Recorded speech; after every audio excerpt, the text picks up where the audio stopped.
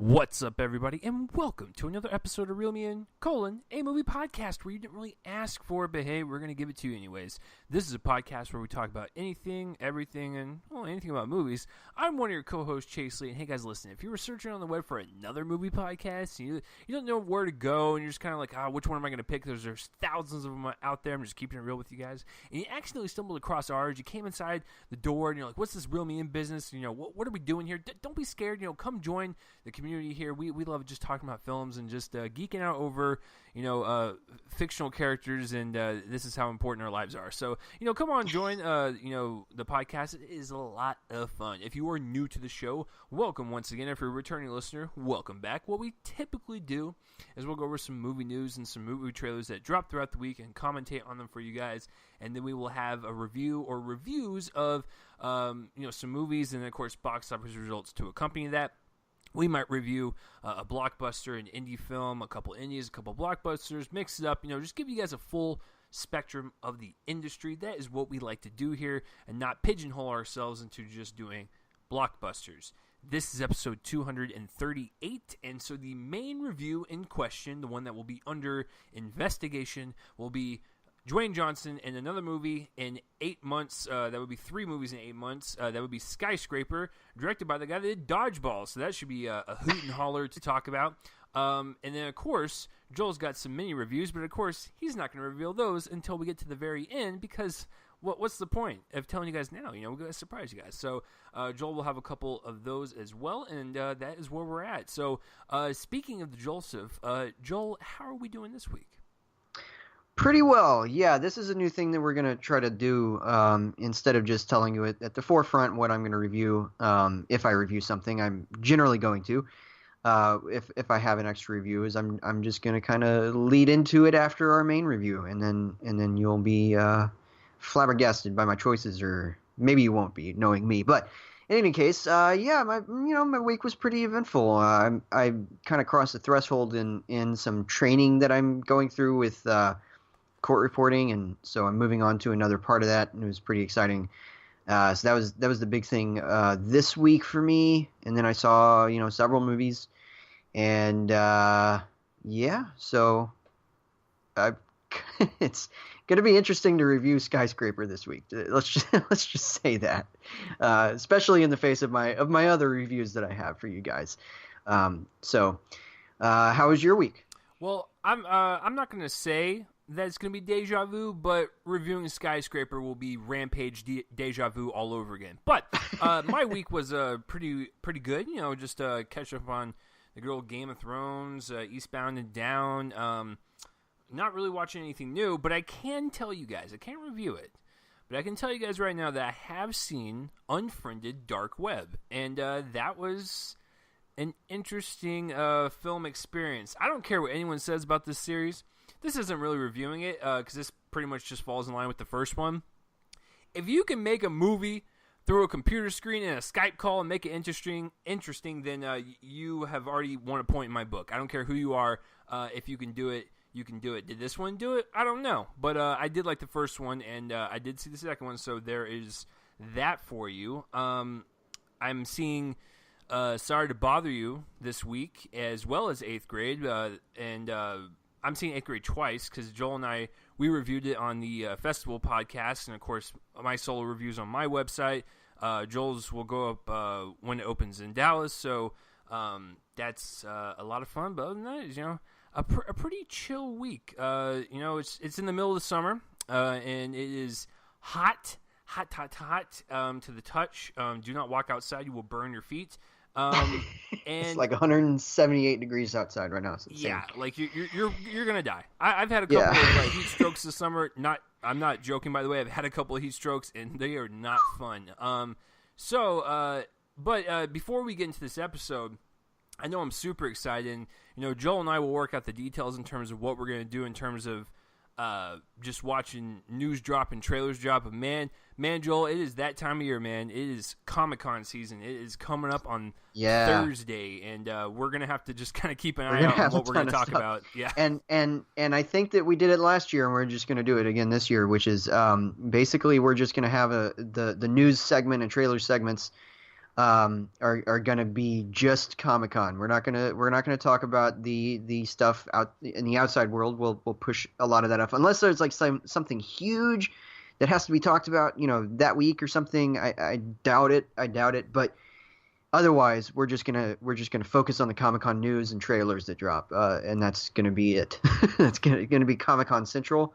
Well, because Aside there's from gonna be the enough reviews. news and trailers to fill up probably an entire episode. But I mean, we Yeah, won't do yeah, that. But there's gonna be a lot, guys. I mean, when we have at least 2 to 3 big trailers to talk about, maybe some teasers and some big news that are gonna drop. There's gonna be a lot of stuff to talk about. And now that Joel is actually interested in comic book movies, now it only took like 2 decades to do, but I mean, now that he's interested, I think he's going to be quite excited for the con this year. I remember last year he wasn't, but now he's starting to like the Marvel movies. Now it's kind of incredible, guys. We are seeing a turnaround in Joel. His heart is indeed made of gold. So we have broken that code. So Joel, without any further ado, let's jump into that news.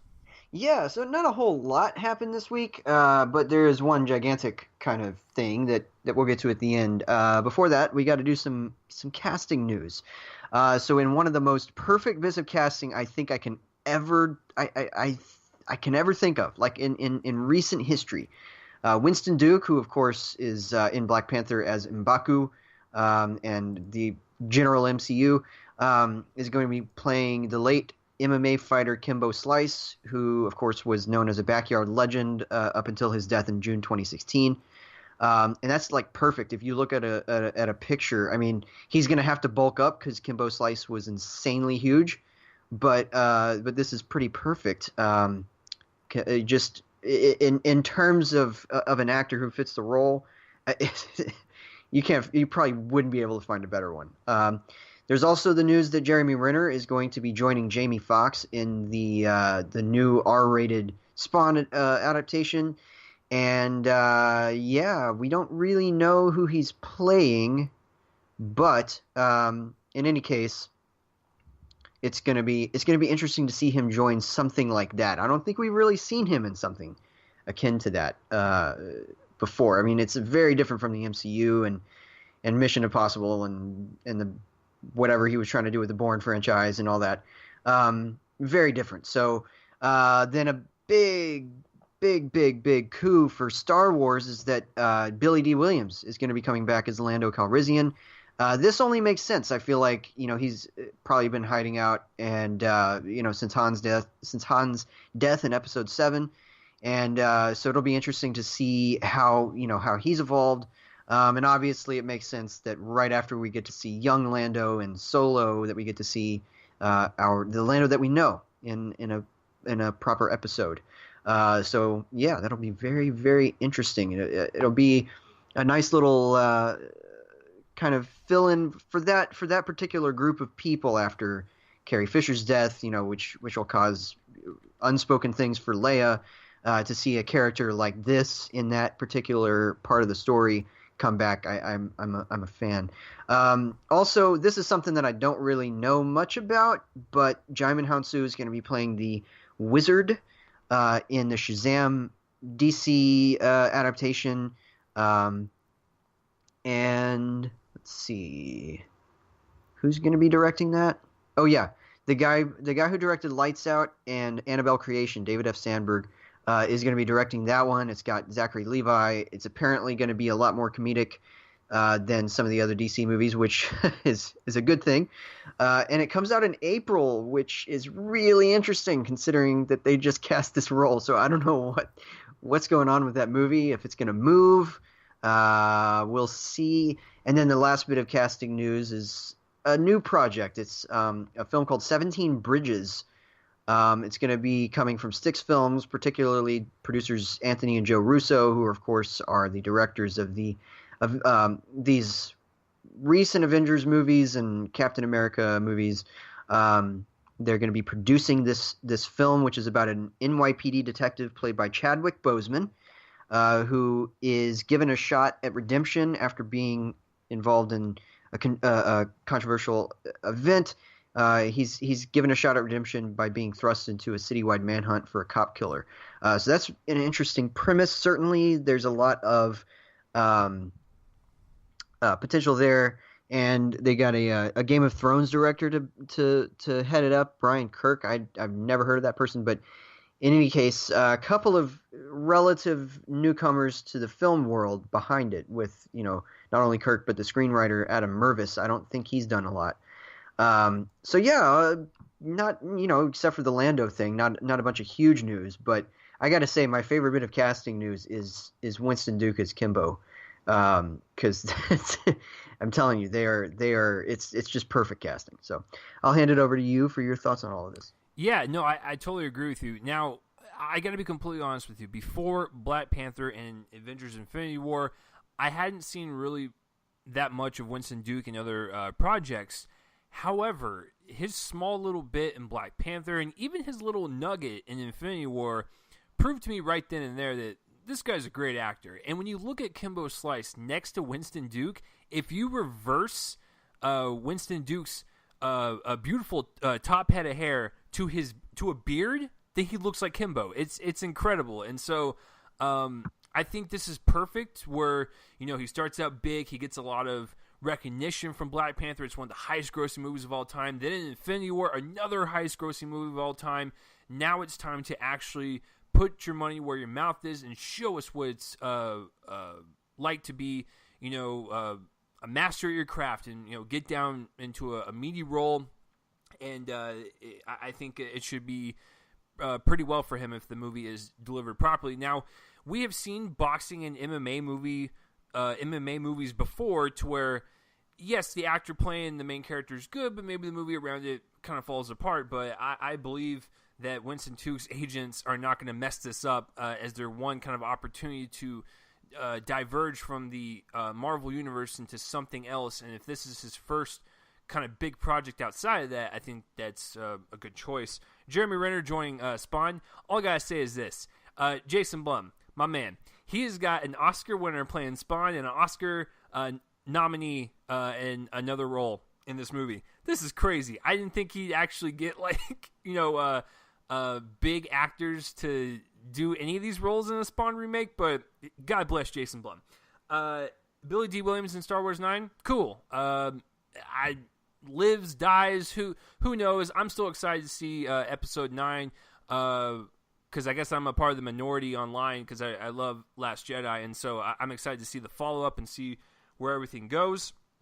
Hanzu playing the Wizard. Now, get this, Joel. I have the Wikipedia page, and this character's pretty fascinating. So his name is William Osmodius Zard, and he kind of grew up living a life of crime. He was a criminal, stealing stuff, yada yada yada. And so as a gunman for various crime bosses, he ends up in jail.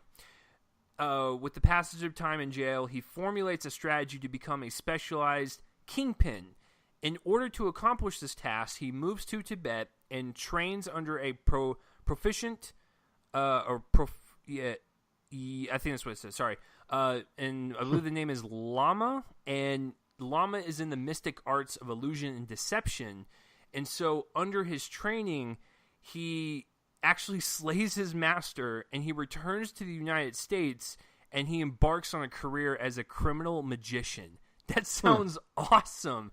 But that is pretty cool. It's cool, but if this movie is going more for a comedic vibe, it doesn't seem like this is not a good choice for a villain if you're going to go more of a comedic. I don't know. They might make him a funny criminal. I have no clue, but it's a cool little backstory. It kind of reminds me of kind of like Gambit a little bit from the X-Men, which we don't need to talk about that role, but in terms of movies, but yeah, this one sounds pretty good. And of course, Chadwick Boseman. Listen, even before the MCU, I know he's like big now, and people are like, yeah, Black Panther, Wakanda Forever, and all that stuff. I get that, and now he's getting a lot of recognition.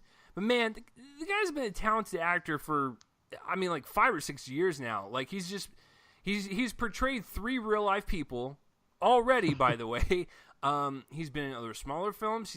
He's in one of the most profitable comic book movies of all time. Like, the guy is a powerhouse, and people are just now recognizing him, and it's kind of sad. But I'm hoping I guess the positive out of this story is that maybe people will watch Black Panther and go, wow, I've never seen this Chadwick Boseman guy before. He was really great. I want to see his other stuff. And so now he can do these kind of smaller films in between his Black Panther appearances. And, working with the Russo brothers, I think that's genius because he has technically been directed under them with Infinity War. And I'm assuming Avengers 4, with the whatever theories we have, Joel and I have floating around, but he has worked with them, so I'm assuming the Russos like working with them, and they were like, "Hey, Chadwick, we got this project. We're gonna pitch it over to Styx, and maybe they'll pick it up." I'm like, "Do you want to be a part of this?"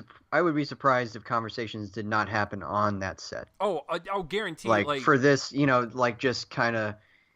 Who should play this role? And then Chadwick kind of got roped into, conversations. And I would not be surprised if that literally happened. It was literally on set, but during the shooting process, I'm certain that there were conversations that happened.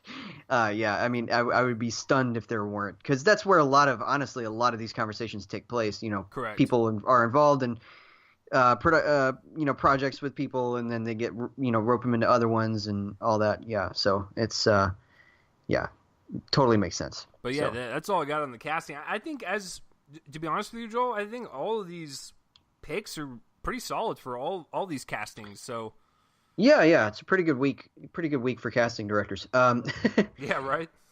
All right, so this next bit of news has been kind of floating around as a possibility for a while, in the midst of the fact that it doesn't seem to be attached to any other storyline.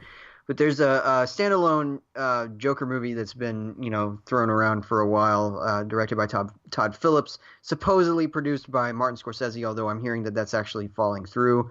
It's going to be instead one of his fellow producing partners, Emma Koskoff.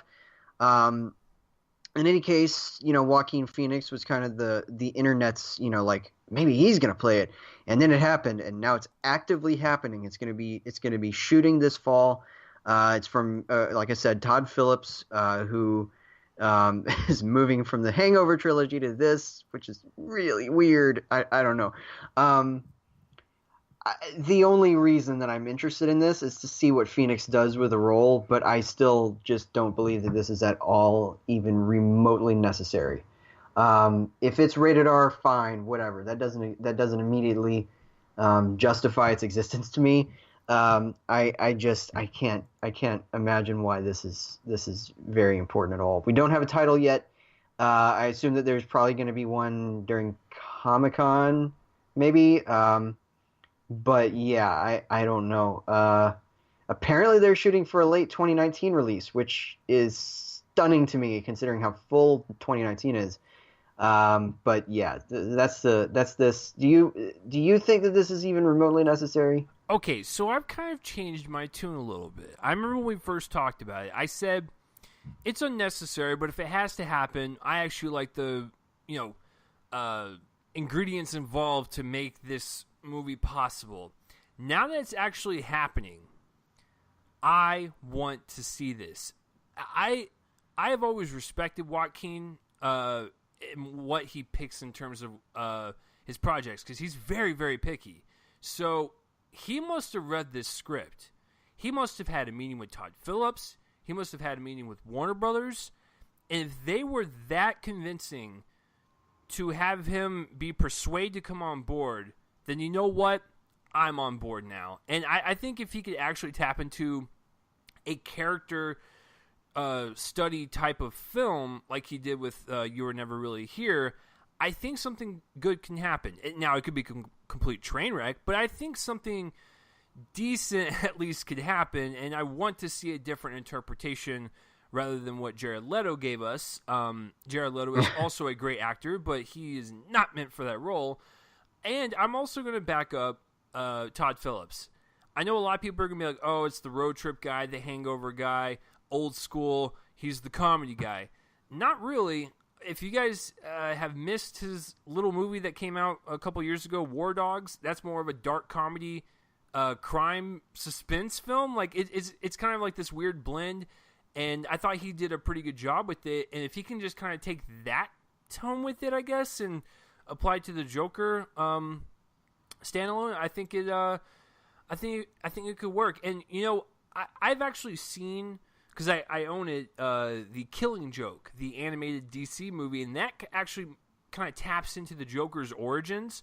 And it's a pretty fascinating origin story. This guy had a family, and an attack happens at, I believe, a toxic waste plant, and he's burned, and someone kills his wife and kid, and now he's revenge on. I don't know what they're going to do with it, but if Joaquin Phoenix believes in this project, then you know what, Joel? I give up. Hands up. I'm guilty. I'm on board now, and I'm willing to give it a shot. But I'm just like with you. I'm a little trepidatious because I'm just like, is this really what we need to do right now, DC? But you know what? I'm cool with it. Well, you know what is completely unnecessary? I know where you're going with this, and that was a great segue, sir. Yeah. So back in the 80s, there was this great movie called RoboCop. Yes. It's one of the most violent things I've ever seen. I own the unrated version. Oh, God bless you. On Blu-ray, it is one of the most graphically, horrendously violent things I've ever seen, but it's awesome. It's a great satire. It's a Paul Verhoeven film, and Verhoeven, however you say his name, and that's why it's like Total Recall in that way. And Total Recall is also extremely violent. Great movies. Okay, so back in 2014. Oh, we're going all the way back. Yeah. Okay. I should note I haven't seen the sequels to the first movie. I do plan to at some point. It's not because I don't want to. It's oversight. I only caught up with the original back in 2014 actually. In prep for the whatever happened with the Jose Patilla. Wow, I cannot say his name. The Joel Kinnaman movie. There we go. I'm not going to try to say the director's name. Anyway, there was a remake, and it completely screwed up the point of the original film, both in the fact that it's extremely violent and it's supposed to be, in the 2014 film was PG-13. The 2014 film was not even remotely a satire in any way, shape, or form. It was a self-serious dud. It was honestly one of my least favorite movies of that year. It wasn't on my top. It wasn't on my like bottom 10 or whatever, but it was just outside it. It's a bad movie. And so now we're going to be getting a reboot, and I kid you not, it's titled RoboCop Returns. That is the most pretentious title I think I could possibly think of. And this one's going to be coming from director Neil Blomkamp. Now, okay, I love District 9. I think District 9 holds up. I am one of those people who I guess needs to defend himself when it comes to that movie. It has gone under a reevaluation ever since Blomkamp's follow-ups have kind of come and gone. But I think that it's a great movie. It's in my top 10 of 2009, which is a really hard year to make it into the top 10. But Elysium was, diminishing returns, and Chappie was just downright bad. And so I think that the fact that this is entirely unnecessary by itself and is from the director that has kind of, gone by the wayside with his other movies since District 9, I could not be less interested in this. And just that title, I can barely say it with a straight face. It's just an awful title. Yeah. So it's apparently from the guy who wrote that upcoming Terminator movie or something.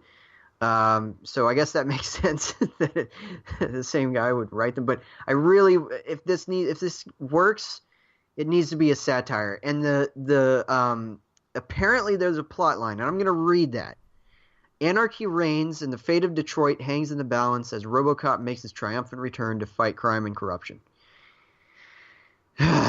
Okay, we're making this a self-serious movie. I hope not, but that's what it sounds like from this. And it completely misses the point of the original. I really hope that they do two things. One's a joke, and that's that I hope that they shoot it in Dallas, because that's what happened with the original movie. They didn't shoot it in Detroit. And then also, they need to make this into a satire, make it into something that is darkly funny, excruciatingly violent, because that's part of the point, is that this is a violent world with a violent character at its center. And yeah, that's what they need to do. But it's just not. I'm just not interested in this. So completely unnecessary. Chase, take it away. Yeah. So a few things. One, I guess they just found like the closest first grader that saw Batman Returns, and they asked them what the title should be, and here we are. A couple things about the original. One, Joel is right. It is one of the most violent movies ever made. It was submitted to the MPAA 12 times before they secured an R rating. 12 times. Yes. Second thing. It initially got an X rating, just to give y'all an idea. It's they nuts. Brought it back. It had not been given for years, and then that one came across their threshold, and they actually gave it an X at the start. And that's the version that we see in the unrated version, is the X-rated version that they originally submitted, and they since kind of edited that down a little bit, just kind of shortened some of the shots, and finally got an R rating. But it was originally an X. Yeah, it's if you guys have not seen RoboCop, please treat yourself. It's one of my favorite action movies ever. And another thing, Paul Verhoeven actually did not want to make this movie. He actually thought it was just a dumb action movie, right? And so he threw it away. His wife picked it up out of the trash can, read it, and said, you could really add some allegorical and satirical things to it. And he's like, all right, fine, I'll do it. So we were on the brink of not even having this movie because no one wanted to make this movie. And third thing, Paul Verhoeven is one of my favorite directors ever. When you want to talk about Basic Instinct, Starship Troopers, Hollow Man, Total Recall, RoboCop, the guy's a genius, and I'm just sad that no one ever talks about him. All right, so back to this story. It sucks. Let's go back to praising Paul Verhoeven. I'm kind of with Joel.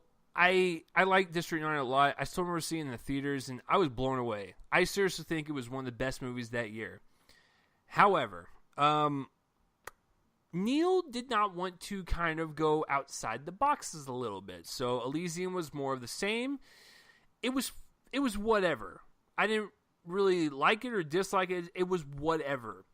I actually never saw Chappie, and I'm glad I still haven't. So I don't have any desire to. I hear mostly bad things, and I'm okay with never touching that movie. And maybe in preparation for this, but I just think this is a bad idea. And Joel is correct. You need to make this into a dark comedy, and this is a true thing. In 2018, Detroit has filed for bankruptcy. The original movie in '87 had that already in the movie as a fictional plot line, that Detroit was like this wasteland. It's only run by like one or two corporations. You need to apply that to real life, and this could actually be a good movie. So if you just take kind of life around you and kind of adapt it into this movie, it could have violent action scenes, but also have something to say, kind of like what Paul did back in the original one. So this is dumb. And I gotta be honest, if this movie's bad, Neil might want to take a break for a while and or go do another genre. Because obviously, when you have 3 strikes, you're out. Move to like a Netflix series if something comes across his way, like that's sci-fi, long, whatever I'm trying to say, something with a story that expands beyond a movie's length. Because correct, clearly as of right now he's a one-hit wonder, and it's been since before this decade started that the one-hit wonder came out. So absolutely, you're right. Either that, or he just needs to move on to some other, genre, like try out a fantasy movie or something like that. I don't know, but yeah, totally. I will just say, Neil, if you're listening to this, you need to call Peter Jackson and kiss his feet, because that man made your career. If no one believed in you with District 9, you wouldn't be where you are today. And the fact that you made that, it was great, and now you're just kind of stumbling. It's just, I think you are a one-hit wonder, sir.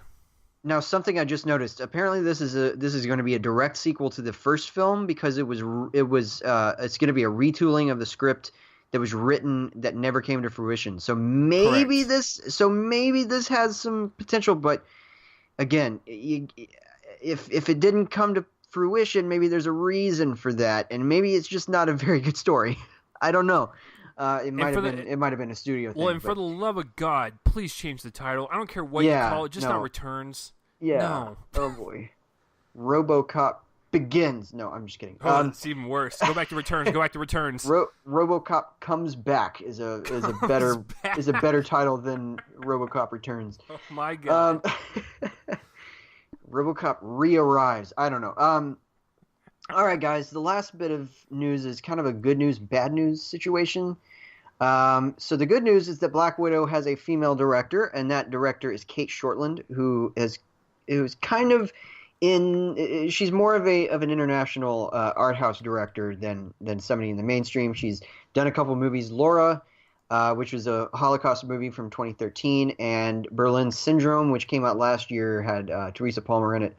And so I don't have any opinion about that. I haven't seen either of those movies. I know that they both have their fans.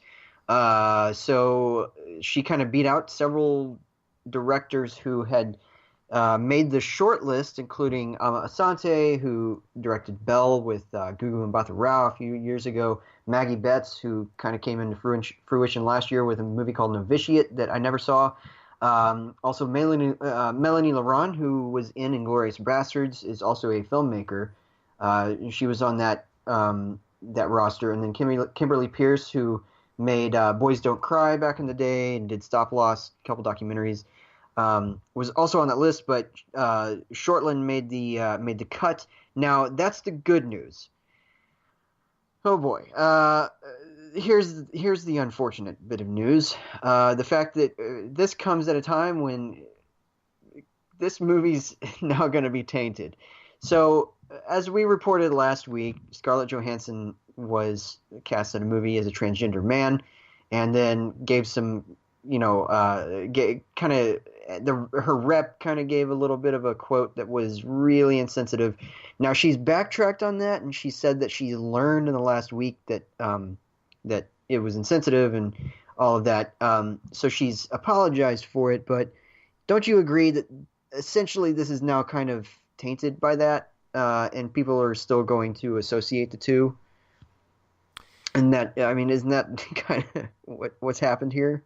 I'm going to say no, only because most people online, now some people will remember, but some people will get angry at stuff and then they'll move on a day later. And by the time this movie comes out, because we don't even know when it's coming out, it could come out in 2022 for all we know, and that's plenty of time for people to kind of forget. And I know you and I are not going to forget, because we're going to be like, oh yeah, you remember that one time where, and so I don't know if the general audience is going to care. I know that sounds bad, but within our circle, sure. But yeah, just not with the general public. Okay. Well, I think that there will be, maybe even if they're invisible, kind of. It'll certainly be interesting to see how it's received. Plus, I just feel like it's a too late thing. I just don't know if we need that movie now, or not. We need it now, but I feel like we needed it already. So I don't know if there's going to be another Black Widow character. I don't know, but it would be interesting. I have this weird theory that she's gonna die in Avengers 4, but there's no indication of that by the first movie. That's not a spoiler, but I just feel like a lot of the Phase 1 characters are gonna be X'd. In any case, it's an interesting turn for sure, and so we'll see how it all turns out for sure. All right, so now we're going to move into some trailers, and I'm going to be introducing our first one. All right, so this one is a period drama, as it says in the trailer for the movie, from the producers of Darkest Hour. And I have to tell you, thanks. From literally about 10 seconds before that came up, I was like, I wonder if this is going to be sort of like Darkest Hour. Because it had that feeling from the trailer that it was just kind of this... That the color gray threw up all over the movie? Yeah, essentially. It's Mary Queen of Scots. This one pairs up Saoirse Ronan and Margot Robbie in a story about the the rivalry between Mary and Elizabeth. Of course, Elizabeth was the queen. Mary was technically supposed to. It's a very complicated story, but in any case, it actually devolved into a lot of really dramatic stuff, very tragic, violent things. Really twisted, actually. It's actually kind of a twisted story. This trailer, though, doesn't really seem to indicate any of that. It just feels like a fairly familiar period piece to me. Robbie and Ronan both look good because they're both awesome in general, but yeah, it doesn't look all that interesting to me. Apparently, according to a source of mine, the test screening revealed that it has nudity and violence on the level of Game of Thrones, which is very wow. Yeah, no, which is weird, which makes me wonder why they're underselling it if that's the case. Mm-hmm. Like why do they have a trailer edited like this? It just feels so safe to me. Yeah. But in any case, yeah, it's not a great trailer. I'm interested in the movie though. I think it's a very interesting story. But as a trailer, we're talking about the trailers and how they're cut, and this is not a great trailer. So that's my opinion on it. Did you basically have the same takeaway? I mean, if you want to play them side by side, it almost has the same feel as the Darkest Hour trailer, where hey, it's a bunch of images of Gary Oldman in the costume, images of war, images of his cabinet, and then it ends with someone having a shouting monologue. What does this one do? The same exact thing. And so the producers were just like, well, it worked the first time, let's do it again. Now, in terms of as a trailer, it's fine. I'm more interested to see Margot Robbie and Saoirse Ronan kind of go at it and kind of have their squabbles back and forth, and the betrayal and some backstabbery that's going to happen. Like, I'm excited about that stuff. In terms of the trailer, didn't get me too excited. You got Margot Robbie looking like the Queen of Hearts from Alice in Wonderland. It kind of throws me off a little bit, but other than that, I think if this movie is even slightly better than Darkest Hour, I think we'll be fine. But they're definitely trying to go for the Oscars again, and maybe costume design and possibly cinematography. Who knows? But it's a fine trailer. But I do like these two actresses to where I will watch them in anything. So even if they're in a poor trailer, I do not care. Well, certainly we will see. I think it's a December 7th. I think it's December 7th. Yeah, because I think it's the same weekend as Darkest Hour. So it is from the producers of Darkest Hour. That makes total sense. There we go. Yeah, that's pretty much proof, right? All right, guys. The next trailer horrified and terrified me. All right, this one is, and not for the reasons that it maybe wanted to for small children. I'm not sure. Okay, so back in 2015, there was a movie that quite delighted me, and that is Goosebumps. It was a big surprise. I thought that it was very clever, kind of in a maybe in a second-rate Joe Dante way, but that's still pretty good. It was kind of on the level of something like Small Soldiers or what have you. And now we have a sequel that doesn't seem to have Jack Black in it, and it also looks like it belongs on video, not in theaters. It's called Goosebumps 2 Haunted Halloween, and I just gotta say that, the last year or so of very intensely watching trailers has given me quite the feeling for what good ones are, and how, even for something like this, you could make a trailer that tries to sell to you like this. What am I trying to say? It tries to sell to you a product that has intrigue, even if it's just through special kind of editing. It's kind of hard to explain the process of finding a good trailer, but you know it when you see it.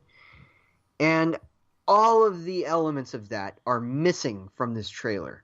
There's no sense of surprise or delight. it just shows a bunch of images and scenes, and it seems like it was an editor who made the trailer between the hours of 2 to 4 a.m., having already gone through an all-nighter the night before that, and who did not get any sort of nap, even if it was a 15-minute power nap, during the interim of those nights. Literally feels like somebody who is exhausted with life giving us random images of horrible special effects, of actors who seem like they walked on the set and then were fed dialogue through an earpiece. And yeah, this is one of the worst trailers I think I've seen in years. Dang. Just in terms of its construction. Now, does that mean the movie will be bad? No, it doesn't, because that's not how this kind of thing works. But it means that the trailer maker, the editors, either didn't know what they were doing, or they made this, or they fed it to artificial intelligence that wasn't intelligent. I don't know. I really don't have any idea what was going on. The font was like something out of a 2005 era Photoshop program. Like, think of it. The actual font used for the title of the movie is some of the most amateurish. It's just I can't even. I don't know. Help me out here, Chase. Can you make sense of this? Joel is broken, and I will put the AA batteries in his back later on so he can function again. Yeah, it's a bad trailer. I actually never saw the first Goosebumps. I watched like half of it on a plane one time, and I realized that watching a movie on a plane is probably one of the worst things you could probably do. So I stopped watching it because I couldn't pay attention to anything. From what I saw, it looked fine. I like Jack Black when he's in serious stuff, R-rated stuff, kid stuff. You know, the guy's a versatile actor. I have no problem with that. And I read the Goosebumps, books as a kid, so it looked fine. But this trailer, it just reeks of like VOD, like Sony just going, you know what? Just put this on DVD. I don't even care. Just make some money off of it. Like, okay, and I'm going to be Big Brother here for a second, because I'm going to get very, very angry at agents if they start throwing these kids' lives away. All right, I don't care what anyone thinks of the movie, because I've seen it 4 times now. I can go ahead and just tell you guys online, you can save this into a soundbite. I like the new It movie. I love the new It movie. I've seen it a lot of times. I can't wait for Chapter 2. All right, I'm going to get angry if these agents start throwing movies these kids' way because they're popular, they can do anything now. No, you stop it. Case in point, Jaden Lieberher, he's going to be fine. He's doing projects all over the place. Sophia Lillis is in that new Sharp Objects miniseries. Finn Wolfhard, Stranger Things. He's got his stuff down. Okay, whoever the agent is for Jeremy Ray Taylor, who's in this new Goosebumps movie, why? Why is he in this movie? You're gonna take him down a peg, and it's gonna look awful on his resume. It's gonna be that huge skid mark that just needs to like go away. Now, could the movie be fine? Sure, but as far as the representation of the trailer, it just makes me angry because when I saw him, I was like, oh no, that's Ben. Why is he in this movie? They need to do better projects. Police fire agent. I don't care. And to be honest with you, I never finished the first one. But Joel, correct me if I'm wrong. Does this trailer look like the same damn story from the first one? It looks like the same thing, right? Yeah, I mean, it really does. It looks like it's just recycling the same exact plot, just without the Jack Black character, which, honestly, like, as much as I thought that the first movie was a surprising delight, he was the weakest part of it. But that's no excuse to just remake the movie and take him out of it. That's not how you do that. This, maybe it'll work. I don't know. I don't even know if I'm going to see this movie. But yeah, it really does look like it's just kind of recycling the first one, for sure. So, All right. Well, I accidentally took your trailer, so you do the next two. No, that's okay. Wait, hold on. I have my notes here and my phone just locked out. Live show, ladies and gentlemen. Let me do this one real fast. Hold on, everyone. I'm coming to the rescue. Okay, I had the page open and I just it went away. All right, so the next one is the Favorite. I'm gonna pronounce it as a Southern white man from the United States. I believe that's how it's pronounced. The Favorite. This one kind of follows 18th century England. We have a queen who kind of occupies the throne. She has a friend who kind of governs the country, and she has a new servant that kind of arrives, and a bunch of stuff ensues. This one is directed by Yorgos Lanthimos, and I've actually met the guy. Seems like a pretty cool guy. His mind is an interesting thing to pick because I talked to him when he was promoting The Lobster, and I was like, "Hey, where'd you get this idea from?" And he sat down. He's like, "Yeah, I was like thinking about this, and I went to a resort, and I thought like, what if we were animals?" And I'm like, dude, this guy's crazy. I want to see whatever he does. And, of course, he did one of my favorite movies of last year. Didn't make my top 10, but I still highly enjoy it, The Killing of a Sacred Deer. And now we have this one to kind of round out his little trilogy here. I'm kind of upset that Rachel Weisz was not in Killing of a Sacred Deer because then she can complete her trilogy with Yorgos, but here we are. So this one looks great. I don't really know much about what's going on, but the actors involved, the Yorgos's fascinating cinematography always appeals to me. The way it's cut is kind of kooky and weird, like Yorgos is with his other movies.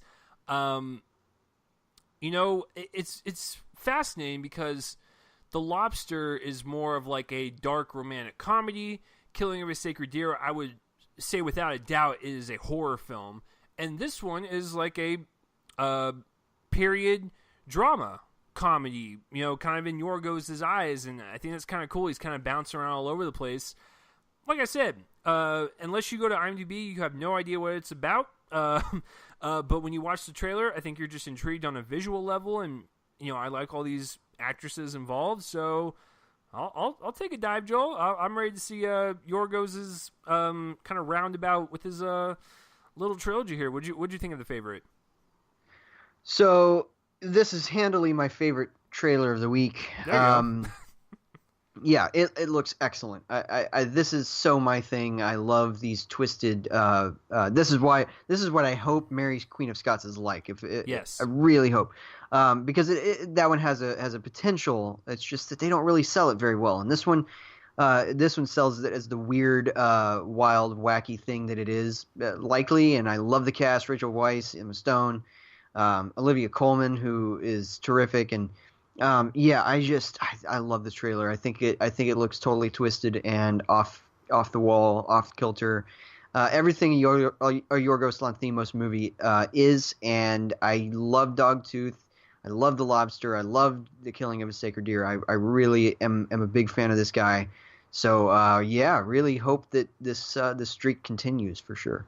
Yeah, I have no doubt that he's going to knock out of the ballpark with this. I mean, he's one of these directors that no one within or outside of like film community circles talk about because they don't really know him. He's not on a kind of mainstream level yet, and who knows? Maybe he'll just be the king of the indie world, and I'm totally fine with that if he can just keep creating stuff like this. That is The Favorite, and it comes out in November. Can't wait. All right, and the next one has a fascinating story to it, and I'm going to say the whole story because I didn't know about it until you dive deep into it. But the next one is Wonder Park, and this comes from the Garbage Can of Paramount. And this one is about the story of an amusement park where the imagination of a wildly creative girl named June comes alive. So basically, there is a park in the middle of a forest. It's got herpes and germs all over it, and this girl goes, "Hey, I want to know what this park was like," and then it like comes to life, and monkeys are flying everywhere. All right, so the trailer itself is whatever. The animation is piss poor. it looks. I mean, if you are bored that weekend, you want to take your kids to it. I'm sure it's fine for them. I'm not saying it's awful for kids, but for me, it just didn't even appeal to me. And I'm a huge animation fan, so that's what I think of the trailer. Okay, so here's the story. So this movie is directed by David Feiss. No, that is a lie. So here's the deal, folks. This was actually directed by another gentleman by the name of, I have the name up here, Dylan Brown. And so he actually directed, like, I want to say, like, 70-something% of it. Like, he directed a lot of it. And I don't know how they're going to work this with the DGA rules when it comes to actual print of the film with the credits and everything, but that's another topic. So Dylan Brown was the director, right? And so he was removed from this project, which was originally called Amusement Park. He was removed from it because Paramount did not like his behavior. Apparently he was very egotistical, and he thought he was above everyone, and he had accusations of sexual misconduct. And, you know, in the Me Too movement, if you are accused of any of that, I'm sorry, but people are going to finally stand up for people that have been abused or misconducted, and they're going to kick your ass out. So he was fired, and then he was replaced by this David guy, and then they renamed the film Wonder Park. Now, I don't know how much Dylan worked on as a director, how much David has done. I have no clue about that. I'm sure we'll find out when the movie comes out, because we all know that Joel's going to see it. I am not going to see it, but when he sees it, he can let me know whose name was on the final directed by card. So that's the story behind it. It's a crazy story considering that it is an animated film. I guess I didn't do my research properly, so I apologize, but it's actually done by Nickelodeon Movies, which, you know, they've done like Barnyard and Jimmy Neutron and stuff. So they've had a couple of movies that they've produced throughout the years and put them in theaters and whatnot, and they're fine. I mean, they did the SpongeBob movies as well, but you know, they appeal to a certain demographic. They don't really always hit for me, but you know, it is what it is. Now, I just have to interrupt real fast. So, two things. In addition to having a director accused of inappropriate conduct, it also originally co-starred Jeffrey Tambor, who has also. I didn't know that. Yeah, he was replaced by a person named Kitten Hudson Campbell. I don't know who that is. But yeah, so he was involved in it as well. Wow. Also, did you pay attention to the release date switches? Yes, so I saw that it was supposed to release in August next to... No. Okay. I'm going to read the sentence from Wikipedia. I'm reading this right now. Oh, there's more to it? Joel, yeah. Let me get my popcorn. Please let us know. Okay. It's so funny. The film was originally going to be released on March 22nd, 2019. Okay. It's original. Okay. In January 2017, it was moved up from its original release date of March 22nd, 2019 to July 13th, 2018. Okay.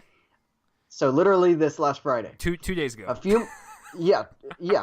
A few months later, it was pushed back from July 13th, 2018 to August 10th, 2018. Okay.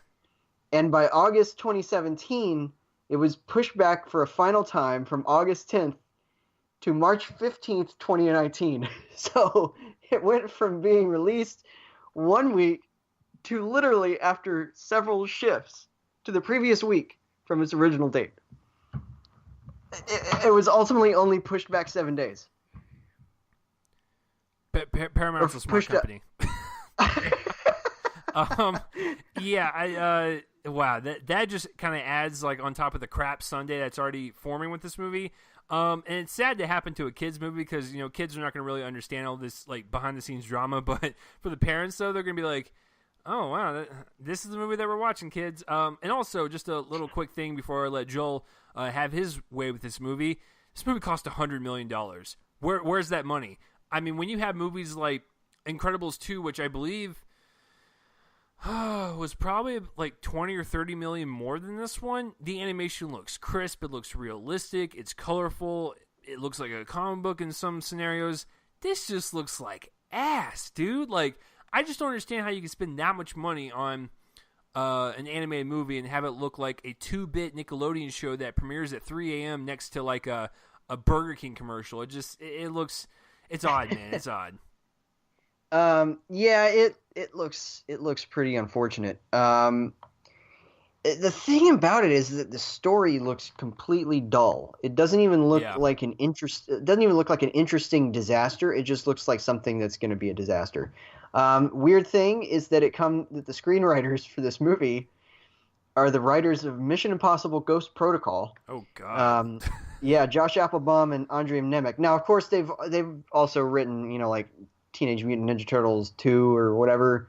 So it's just interesting the juxtaposition there, but it has a crazy cast. Have you seen this cast? Yeah, we were talking about Kenan Thompson, Jennifer Garner, Mila Kunis, John Oliver, Ken Jeong, like Matthew Broderick as dad.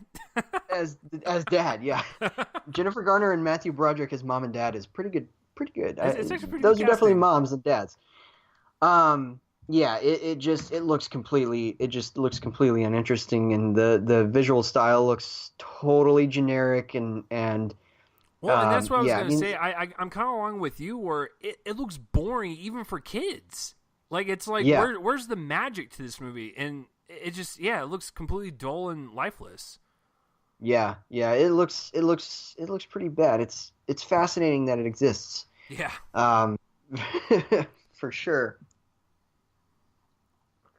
All right, folks. So our last trailer is for a movie that Chase and I have seen. It feels like we saw it a year ago. Yeah, I know. We saw this back in May at the Dallas International Film Festival. It finally got a stateside trailer. There was an international one kind of floating around the internet for about a week before that. But this is the Miseducation of Cameron Post. This one is the one that stars Chloe Moretz as a girl who is sent to a gay conversion therapy camp, and obviously against her will. And so she meets a lot of other kids there, including some played by Sasha Lane and a few other actors who kind of just have to survive the psychological torment of the camp, which has this air of kind of nicety, but has some fairly restrictive policies and living conditions. It's a really good movie. As a trailer, I kind of felt like this undersold it a little bit. I felt like it made it look like a typical, kind of a quirky dramedy mix. To me, I felt like the movie was different from what this trailer is presenting it to be. But it's solid enough. I guess just know that essentially it's better than whatever this trailer makes it look like. Even if you really like the trailer, you're gonna love this movie. It is not basically. Here's my problem. I have a problem with the kind of movie that comes out of Sundance that has a lot of buzz and then just doesn't meet it at all. And it's kind of a problem with Sundance too. There's a lot of opportunities there to overblow something in terms of its quality. I felt like that's what happened a few years ago with Me and Earl and the Dying Girl. And this certainly doesn't look quite like that movie. They're not selling it as, kind of quasi Wes Anderson, but I feel like they're just kind of selling it as a very typical movie of its kind, and I don't think it is. I think it's fairly it's a lot more interesting than this trailer makes it look like. But it's a solid trailer, solid enough trailer for what they're trying to do. Hopefully, Film Rise can actually release this in theaters to a degree that it succeeds as an indie release. Because right now it's coming out on the 3rd, and it just got a trailer, and it's going to be expanding throughout August. But people need to see this one. It's got one of the best performances of the year, courtesy of Chloe Moretz, and it's a kind of a deceptive performance in that way. I think that people are going to underestimate her this year. It's really, really a good performance, and So anyway, what did you think about how they sold it?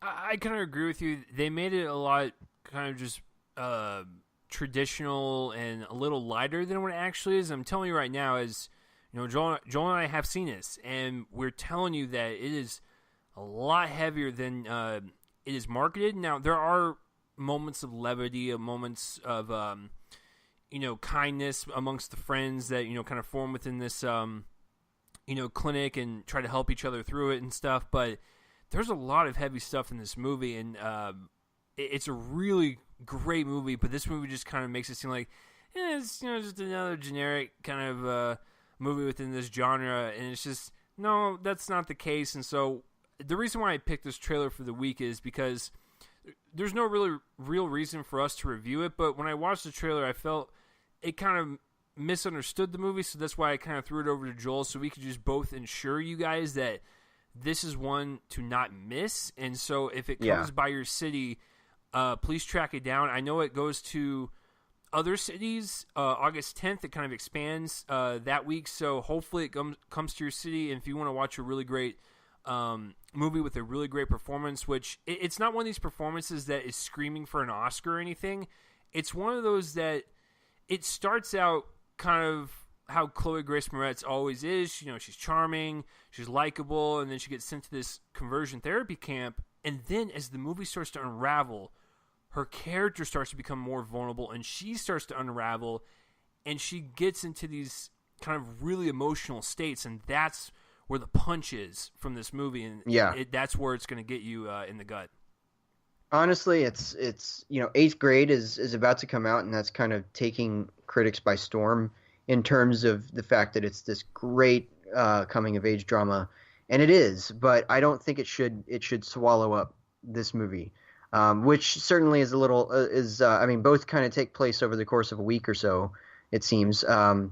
I don't know, maybe a little more than a week in this movie's case, but they're similar in that they are about young characters in transitional modes in their life.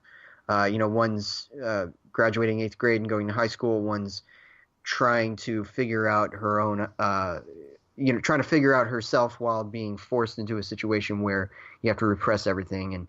And it's just really interesting how they're kind of coming out around the same time. I just hope that in the wake of the praise for 8th grade, which is entirely deserved, that this movie doesn't get swallowed up, because I think it's every bit as good.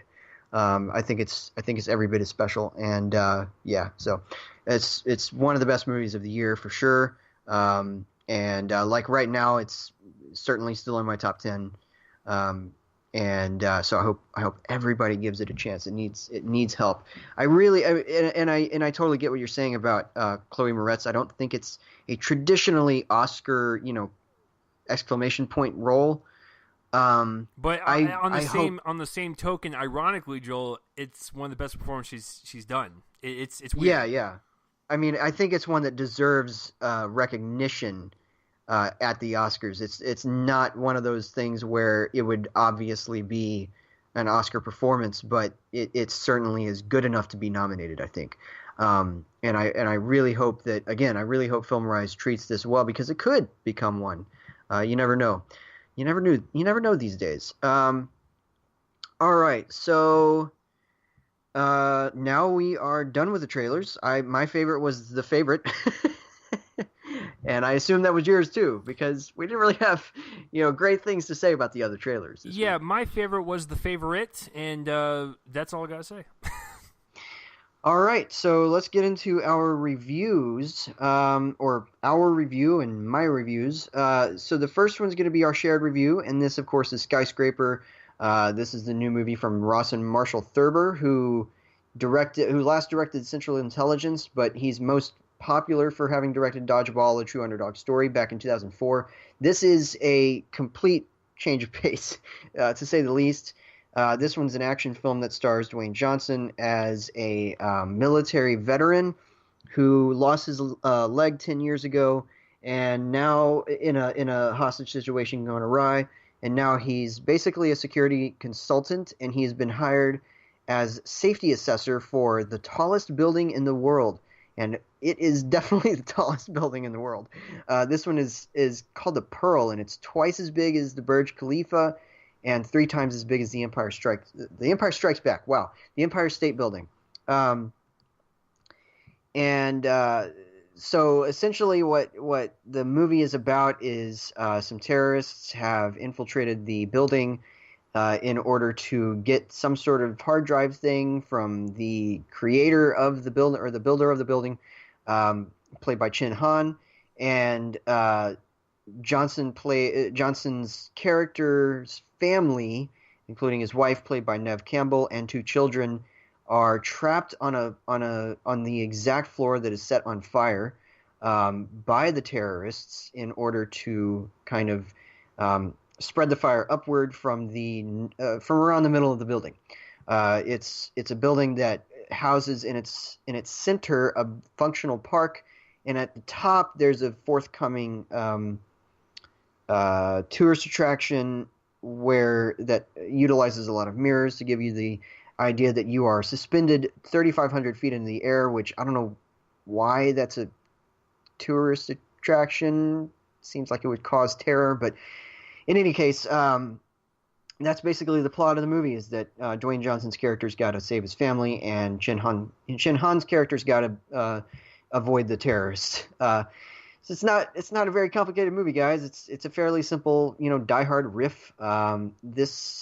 It follows in the wake of, other kinds of Die Hard riffs, like, for instance, my favorite one, which is White House Down. I know that a lot of people don't like that movie for some reason, because everybody just hates good things and hates puppies. That's one of my favorite movies of recent years in terms of blockbusters. I love that movie, and this one doesn't really seem to take all that much advantage of its premise to me. I'll hand it over to you, Chase, but that's pretty much my initial thought. Yeah, going into it, the trailer looked whatever, but you know what? I know it's very cliche because I say this all the time, but if Dwayne Johnson was in this, I probably wouldn't watch it. It's not because I don't like action films or movies that are set in one location. It's just because most of these movies kind of look all the same to me. I don't know what it is, but they're all just kind of safe. Like Joel said, don't really take advantage of its premise, and just kind of does the safe type of story route with very, expository villains are just like, yeah, I'm doing this because of that, doing that, and then when he encounters the owner of the building, he's just like, what's going on here? And he's like, I stole a bunch of money, but I was like, what the? Why is he just like saying all this? It was just weird, but no, I didn't really have any hopes in going into it. I was like, hey, movie, come here, I got a secret to tell you. Just give me a good time, and we'll call it even. You know what? Well, I'll walk away, wash my hands, and we'll call it a day. I gotta be honest with you, the movie's fine, I guess. I am not joking when I was making the joke earlier about Rampage. This is literally Rampage Deja Vu, where the movie itself is whatever, and the third act is kind of exciting. I don't know. It's just, I just want Dwayne to do better movies. But no, this isn't like the worst movie I've seen this year. There are plenty of that. It's not the best I've seen. It's just, if you want to see a decent action movie, I think this is a movie for you. And you know what? The woman behind this, I think she nearly had a heart attack because she was getting excited over the littlest things in the movie. Hey, Dwayne Johnson jumped from that rock to that rock. And she was like just clapping and going bananas. And, Dwayne Johnson said, I love you, kids. Aww. It's like, have you seen the movie before? So, yeah, the woman behind us enjoyed it way more than we did, but this was definitely fine. Yeah, it's one of those. I want to start with Dwayne Johnson because I think that he's actually genuinely good here. He brings a lot to this character that for instance I don't think he quite brought to his role in Rampage. I will agree with you on that, and maybe it's because he had kids and a wife and stuff, but I will give you that credit right there that he is better. And his character has a past, and I think that's pretty important. And I think he's good here. There's a lot of I guess I don't know if I would call it compassion because I don't know if it's that deep, but he's likable, and it's a character that you like to see on screen because there's no bad bone in his body, essentially, and I think that that's pretty that's a good thing. Um, and it's, I guess, clicks along nicely in terms of how it plays out. There are a couple of surprises thrown our way, but not very many. And I think that that's the problem with the movie, is that it doesn't. Here's the thing. I'm going to get into my review of White House Down now, 5 years after it came out. But the reason that that movie, I think, holds the current title for best Die Hard riff is that it basically took a very, very basic premise of a guy, protecting the White House from attack, and then went all the way with it.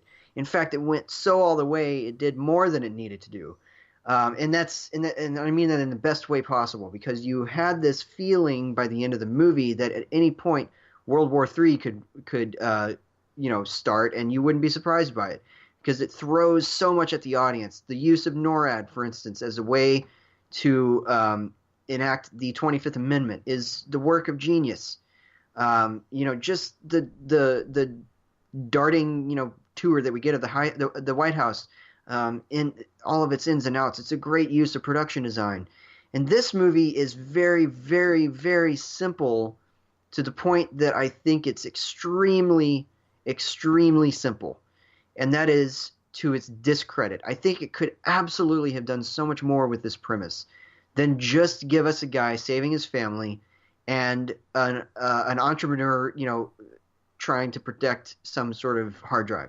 That's all the movie gives us. It doesn't really give us, anything that's new or fresh about that particular formula. Now, does that mean that it's a failure? No.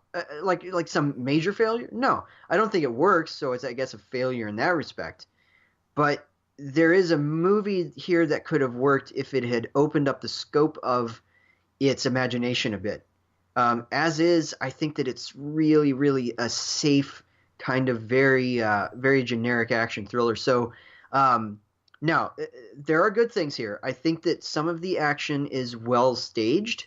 It doesn't really utilize visual effects very well, but it does utilize stunt work really well, and it sometimes uses the setting well too, especially the outside of it, because there's a long stretch of this movie in which Dwayne Johnson's character, with 1.5 legs, climbing this building and having to do so again with a prosthetic leg. It's a very hard thing to do, and it's very physically challenging. And there are obviously moments where he's hanging by his prosthetic, and so it utilizes the setting well in that respect. We get a lot of dizzying shots from above, and tests a lot of people's vertigo for sure, or acrophobia, whatever it might be, and all of that, and it's nice that the movie does that. But once you get inside, and once you get with the villains, it's completely forgettable. And Scott Mendelson over at Forbes put it really well. Why was the priority here, the number one priority, not to create a great villain? Because the thing that Die Hard had, and the thing that I think White House Down had, was a great villain. Somebody, maybe with a motivation that didn't make sense. Maybe they're totally psychotic, much like Hans Gruber. But you could have a villain like the one in White House Down, which is a man, fed up with the government, essentially, for very personal reasons that were sensible. Here, it's a guy who wants a hard drive, and that is literally all that we learn about him. It only hints at the fact that this guy might have a history with the building owner. It never goes into what that connection is, and it robs us of a great villain who's more than just a threatening presence. And I think that that's a major mistake. He's totally just as basically, anonymous as his own henchmen, who then are even further anonymous because there's no reason to care about their presence. The family stuff, I think, is probably the best thing in the movie because of Neve Campbell, who I think is actually quite good here. Certainly a welcome presence. We find out that she's a lot more capable than just being, the mother who has to protect her kids, maybe in spite of the fact that there are dangers that, are kind of beyond her. She proves herself quite capable in this movie, and I think that that's a good thing. And it helps that Campbell is good in the role. Of course, she's always good in every role, so that's not super surprising. But yeah, so I think that part's probably the best thing about the movie, even if it does strain the credulity of even something like this. All of the situations that she and the kids find themselves in, it kind of piles a lot of danger onto the kids for no reason, which whatever. And then with the I think that's pretty much those are pretty much the points. The visual effects are rather poor at times. Especially the fire effects are really bad, and trying to fit the digital cinematography in those scenes it doesn't quite come back to pay any dividends. The performances beyond Johnson and Campbell's can be kind of overwrought. There's a major distraction in the form of some cops that don't really play any role except, to maybe think that Johnson's character is involved in the arson. But yeah, it's just a very, very typical action film. And you're right, it's very much like Rampage. I'm going to be giving them the same rating actually, because I think that both are fine enough, but they don't really work. And so I think that just like Rampage, I'm giving Skyscraper a C+. Yeah, so here's my thing with this movie is that I've always told you guys that I would rather be like hate a movie or like a movie or like really love a movie. I really hate when I walk out of a movie going, that was fine. And it's like, because I love film so much and I just want it to be like, I want every movie to be an experience and just kind of hit you over the face every single week with something great. The problem with this one is it doesn't take this premise anywhere. So it's kind of stagnant. What was promising about the movie that director, writer Rawson Marshall Thurber, yes, he was the director of Dodgeball. The way he sets this movie up was great. Where I was like, okay, is this character going to deal with maybe PTSD, or is he going to, have his prosthetic leg affect him? And yes, they kind of work in some of the action set pieces with the leg, but they could have done a lot more with his character, considering what we just saw in the opening sequence of the movie was pretty dire and was actually really kind of impactful in terms of story and character just from the opening scene. So they could have done more with that, with his character, and incorporate that into his family life and how he defeats the villains, and maybe he's hesitant on doing some certain tasks because of his PTSD. I don't know. You could have incorporated that into his character, made it a little bit more kind of fresh and interesting, and you could have gone down that route. And then what Joel was saying on top of that was the villains. It's just all of them were just there to tell us what's going on and nothing more. And I have seen this plot device in other action movies before where they go, we got to get the hard drive, man. We got to get the hard drive. But the problem is, in those movies, the hard drive was sidelined as like plot C, not plot A. And so when it's plot A and that's your driving force behind the movie, it just seems kind of dull. And so story aside, villains and characters, I will say that the family aspects were good. I think Neve Campbell is great. She's always great.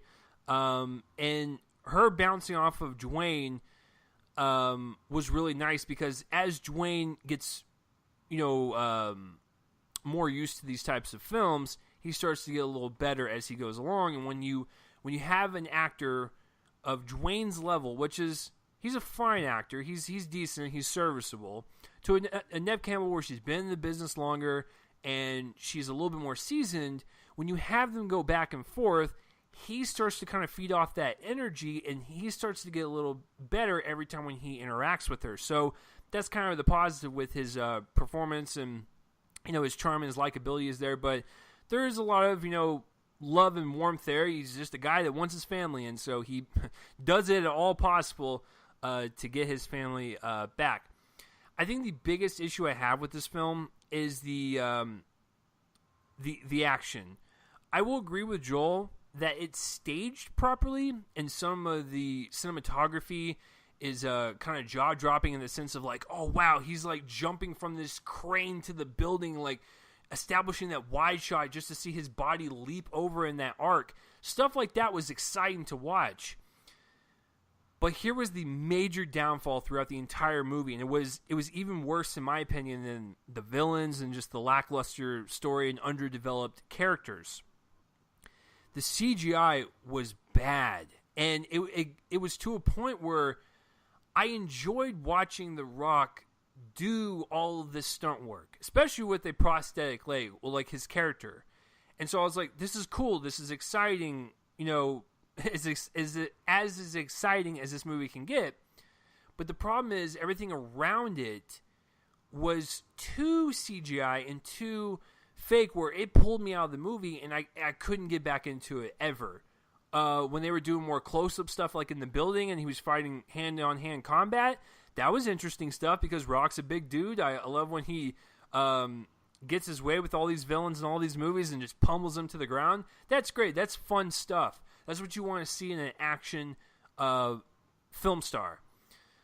But the CGI was so just out of place to what was going on. It was super green screen to where I didn't believe anything what was going on. There was nothing established in terms of like set pieces. It just felt like a very plasticky background, and that's not good for the action movie genre. Because I will say, going back to the Rampage, I know we're not supposed to bring up other movies while we're reviewing and review it on its own, but this almost kind of like falls in line with this movie to where I can say that at least in Rampage, the CGI on the gorilla, the alligator, and the wolf were great. The destruction of the city, pretty great CGI. This does not. And so I'm just wondering where the disconnect was when you have movies like that are not really good movies, but the CGI artists and the renderers and the compositors did such a kick-ass job.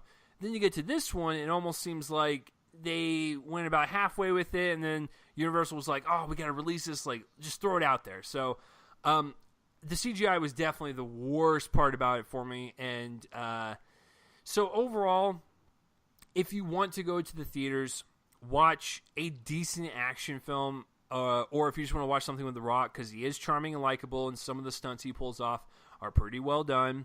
If you want to go waste an hour and a half, I'm not going to tell you not to see it. I would just tell you matinee at most, rental at best. So that's just kind of my thought process, and I'll give it a C+ as well, same as I did with Rampage. And that in Rampage I gave it the plus for the CGI in the third act. I found that kind of exciting.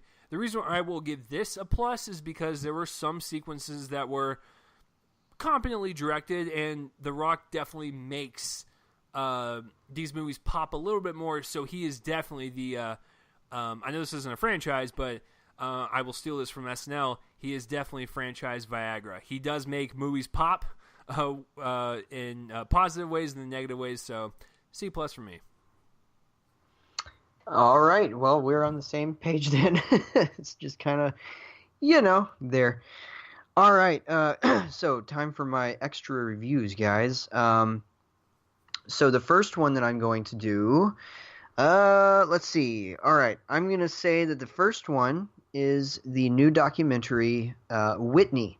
Now, this one is a documentary about the late Whitney Houston, who was insanely popular, particularly in the 1990s, and kind of waned in popularity leading up to her death in 2012. All right, before I get into a review, I'm going to get super personal. Sometimes that is what this podcast is for, so that people can get to know the hosts a little bit better. All right, so generally speaking, when I hear of a celebrity death, I do not cry. Now, this is not, some sort of badge of honor that I wear. I certainly don't want to make myself sound like a sociopath. I understand the gravity of death, and I've certainly experienced it firsthand with close people, particularly grandparents, in the last few years. But I think that after a while, I've kind of understood how essentially kind of death makes sense in the long run. We're all mortal. We're all not gonna survive unless somebody finds out about immortality or something in the next 50 years. We're not going to survive. We're all going to expire at some point. And I think that it just kind of makes sense in the big picture. So when a celebrity dies, certainly it's sad, but I don't lose my composure so much that I cry. However, there are three well-known people that I maybe despite myself in one of the cases, despite myself knowing what he did in his life. There have been three well-known people whose deaths have kind of broken me, and it's probably because of the significance that they had in my life growing up. One of those, of course, was Roger Ebert in 2013. It was actually in the middle of a work shift that I found out, so that was kind of awkward to go back out to the floor to check people out when I had red eyes. But I certainly got very, very emotional about that one because he's the entire reason that I'm doing this podcast, for instance. One was, again, this was the one that's despite myself, and I know that it's probably going to be controversial, but Michael Jackson, despite the fact that he was an awful person, was a very, very present person in terms of his art in my upbringing, and probably was one of, despite his clear problems, was one of the greatest performers ever to live. And in 2009, when he died, despite knowing what his life ultimately was, I cried when he died. It was something beyond even just the immediate reaction of a child molester dying. It was somebody who had left an impact. I don't know if I could say that about anybody right now in the current climate, but that was him. And the third person was Whitney Houston, who I think was probably the greatest vocalist of all time. This documentary certainly gives us a feeling for that in the uses of the music selections that they make to highlight her talents. But it was one of the saddest days to find out both the fact that she died and the circumstances surrounding her death. The immediate ones, the fact that she had just awful cocaine abuse, that she had a heart attack, and that she drowned in a tub. It was just a pitiful death for somebody who was so far beyond a lot of other singers of her caliber or anyone else's. And I think that she was probably the best vocalist of all time. There's certainly people that could be called that. Amy Winehouse, who also has had a documentary, might be one of those. Probably Tony Bennett is another contender. Smokey Robinson, Marvin Gaye. There are a lot of artists who could be called that, but I believe that she genuinely is the greatest vocalist of all time. This documentary takes us through the early parts of her life. It's actually a fairly, at least in theory, a fairly standard documentary in terms of how it's structured. But basically, the gist of this one is that it takes us through the early parts of her life, being raised by a mother who was herself a popular singer, although Cissy Houston was primarily a backup artist to people like Elvis Presley and Aretha Franklin, and she tried to have her own solo career, but it didn't really work out. Uh, in any case, she was the one who kind of dictated Whitney Houston's influences, and her vocal range was worked on for 8 hours a day, essentially during the summers, with her mother, and so she clearly, fashioned her life. She had a father who wasn't present very very much in terms like he was there, but he was the um, lead. He was very very involved in a corrupt mayoral career. The local mayor was a corrupt individual, and John Huston was instrumental in that corruption. Um, that was interesting to find out. I hadn't known that before this, but anyway, so the early parts of her life were predictably rather fraught with drama, and then she found fame at the age of 16 when Clive Davis, uh, not I guess not discovered her, but kind of discovered her in a bar, and uh, was like, wow, this voice is amazing, and so during the um, during the 80s is when she kind of started rising up in the charts, and then she was ultimately the biggest hit for her was actually a theme song for a movie that she did with Kevin Costner called The Bodyguard. Um, and the theme was "I Will Always Love You," which was actually a cover. In case nobody knew that, it's a cover of a Dolly Parton song that she recorded for the movie, and it completely made her into the household name that she is. After that, she had several years of hits, and then the downturn began when there were rumors of drug abuse, particularly after a baffling performance that I'm going to talk about in a few minutes. Before I get to that, though, I will say that the best parts of the documentary are the montages, the use of montage on director Kevin McDonald's part.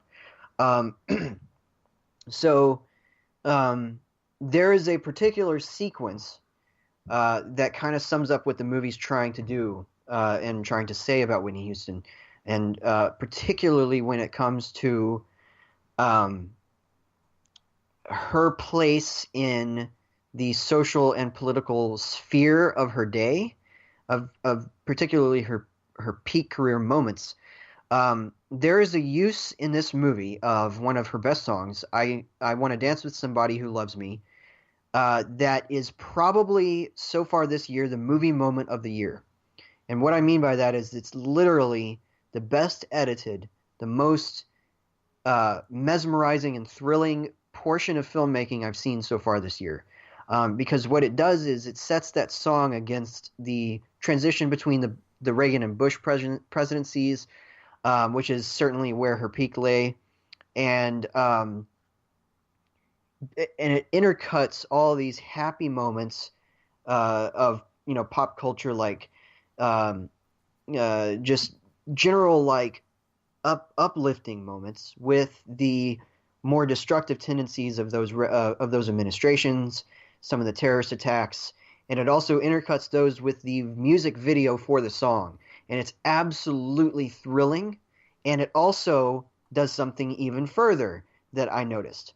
It edits everything to the beats of the song, and it's absolutely mesmerizing to watch. I could not believe that somebody actually managed to do that, and it was it's a great scene. So the documentary goes on. She ultimately marries after a series of relationships with Eddie Murphy and Randall Cunningham and Brad Johnson. She ultimately marries Bobby Brown, who himself was um, a popular R&B singer, certainly very talented in his day.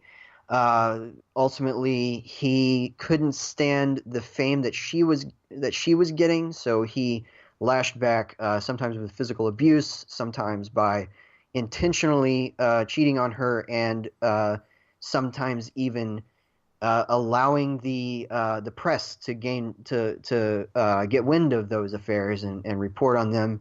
The marriage turned to a lot of drug abuse on both of their parts. They were not happy, and that led to something that I actually watched live, and I'm going to talk about that now. So it's very difficult to remember anything from probably the previous 2 weeks or the later 2 weeks of 9/11, probably even months, I would say. But 3 days or 4 days before 9/11 happened, there was a performance that I watched when it was on. And I remember this because it was famous for having speaking of Michael Jackson, it was famous for featuring a Michael Jackson who was clearly wasted. Clearly wasted. He did like this short little moonwalk that seemed kind of obligatory. He did a lot of his signature moves, but they seemed like they were just sort of, like whatever. His heart wasn't in it, and it was actually a 30th anniversary special about him. At that point, he had been um, an operating musician, whether it be by himself or with the Jackson 5, for 30 years. And the performance was a tribute, had a lot of people, and I watched it. And the other notable thing that happened during this was a performance from Whitney Houston in which she was remarkably and worrisomely thin. And so after that happened, there were a lot of rumors that came about that she was abusing cocaine and drugs and other drugs and alcohol. And several months later, in 2002, Diane Sawyer hosted an interview that you can watch. It's, I think, like about a half an hour long. You can still watch it on YouTube, in which she confronted Whitney Houston about all of this stuff. And Houston basically does a non-denial denial, and confirms in the interview that pretty much what people think is correct, that she was abusing cocaine, in particular that it might have also been other drugs in pill form or marijuana, certainly alcohol, and that's kind of when her stars started to fall. She didn't do any movies after The Preacher's Wife in '98 for a long time, and then she came back for Sparkle, which was a remake of one of her favorite movies. And she was good in the movie. It's not a very good movie, but she's really good in it. And before the movie came out, which was in August of 2012, she had already passed away. So it unintentionally became her last role. And so this documentary basically gets to the heart of the tragedy of her life. And I think that it does it in such a way that is really kind of devastating. It reminds us of a lot of things about her that we might have forgotten, and about her family. For instance, the fact that her daughter, with Bobby Brown, whose name was Bobby Christina Brown, died under the same exact circumstances, essentially, as her mother 3 years later. In 2015, she was I don't think it was a heart attack, but I think it was something else. But she also drowned in a bathtub, and so it's rather eerie. And so the documentary does a really good job of exploring her life without making it seem like it's just kind of letting its subjects off. So, for instance, it has this incredible array of interviewees, including Kevin Costner, who shares some memories of the set of The Bodyguard, and Miles. I keep saying that. Clive Davis, certainly talks about his memories of her and all that, but it also has a lot of family members, including Bobby Brown. It interviews him, and there are some really telling moments. The fact that basically, he used drugs a lot. He shuts down the interview when that question is asked. So you get a lot of the more blunt, brutal details of her life and her life with other people, and even more so than just her legacy as an artist. It really tells the tragedy of her life, and it does so with a lot of honesty. And it's one of my favorite documentaries recently, certainly, and I'm going to be giving Whitney an A-. Chase, are you interested in seeing this now? Absolutely. I missed it a few weeks ago, and shame on me for missing a free invite to this one because I actually like documentaries on musicians. We just saw one at the festival with Sammy Davis Jr. I really love the Amy Winehouse documentary, so this is definitely something that's up my alley. And now I'm definitely kicking myself in the butt because I can't believe I missed it. But I'm glad that you really loved it, and I am not like too familiar with her music. Yes, you can throw your pitchforks now. Because I'm not the... You are fired. I'm just kidding. I know I'm fired. Listen, my girlfriend's the one that takes care of all the music and the songs and lyrics. She knows everything. I do not. But that's what's great about these documentaries because I didn't know much about Amy Winehouse, and the only thing I knew about her was that the stupid filmmakers that did Disaster movie made fun of her in that one joke. And I was like, she does drugs. Cool. Like, what's funny about that? And so... when you start watching the documentary, you're like, oh, yeah, there was a lot more to her than, people will talk about. And, it gets you connected to those people a lot more. And I think these documentaries, if done well, can be very powerful, considering that they're, real-life people. Yeah, for sure. It's one of those things where, I knew some about her life, for sure. There are things in the documentary that I knew, but... man, it's really insightful, and it's very artful too. It's not like I said, it's not. It's even more artful than the Sammy Davis Jr. doc, which I thought was very traditional. This one's less traditional. It maybe goes chronologically, but it's there's a lot of insight and a lot of archival footage of Houston. She gets to describe herself in her own words, and the filmmakers allow that, which is very smart. And it's just very, very good. So certainly everybody needs to check this one out. I think it's actually in fairly wide release. I don't know if it's in many theaters anymore, but if it is still in a theater near you, certainly go out to see it. All right, so my second extra review is for absolutely one of the best films of the year. This one is Leave No Trace. It's from director Deborah Granick, who... it's been about 8 years since her last narrative feature. She's done a couple of documentaries, I think, since then, and some TV work. But this is the first time a feature-length film of hers with a story and actors has come out since Winter's Bone, which was one of my favorite films of 2010. Clearly, there's something about this director that is remarkable, and she's a national treasure. So this one tells the story of a father and daughter pair played by Ben Foster and Thomasin Harcourt McKenzie. They are in the woods, and they are permanently in the woods. The father has PTSD from his time in war, and or if it's not PTSD, it's certainly an anxiety disorder from those experiences. And basically has decided to isolate himself from all life. He does not like other people. He does not like dealing with other people. He's incredibly awkward around other people, very quiet, as we see in this movie. And so he's taken his daughter along with him, especially after the unnamed fate of her mother is literally never discussed, what happened to the mother. She's just not in the picture. In any case, the daughter is... is very happy in this life with her dad in the woods. And you get that from about the first maybe 35 minutes or so of the movie, which just takes place between the two of them. They're, and they're kind of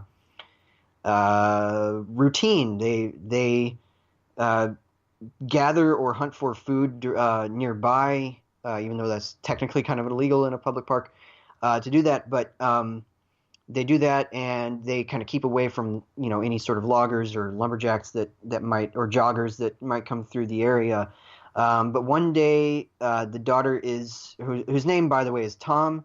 One day, Tom is rather reckless, and a jogger notices her, and she doesn't believe that he has, so she doesn't tell her father, Will.